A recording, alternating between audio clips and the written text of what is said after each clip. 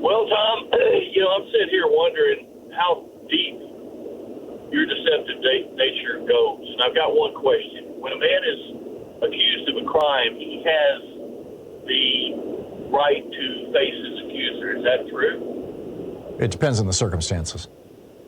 What's your point, Billy? And then once he's acquitted of the crime,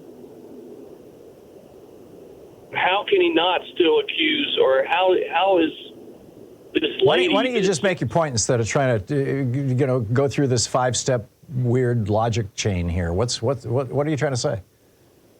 I'm trying to say that the judge in the Trump civil trial has not allowed him to speak. Oh, you're talking to the E. Jean Carroll defamation case? Yeah, that fake case. Well, the judge is... He was found innocent of rape.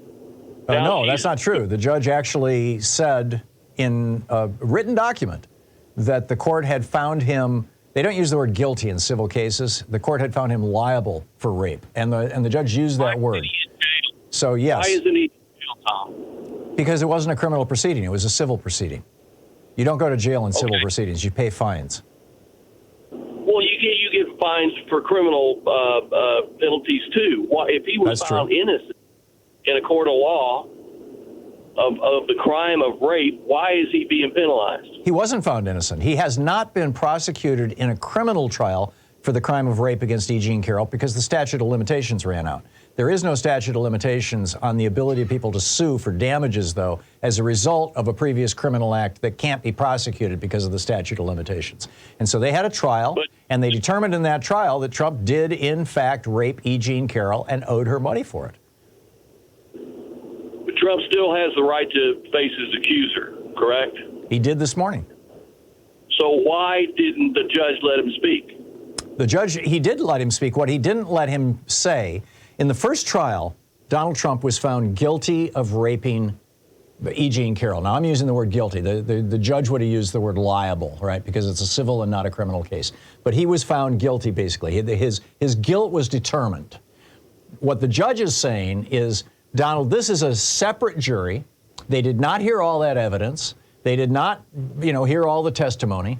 They did not, they were not part of the jury that decided that you were guilty. But you are guilty. That's already been determined. The only purpose of this hearing, of this trial, is to determine how much you're going to pay.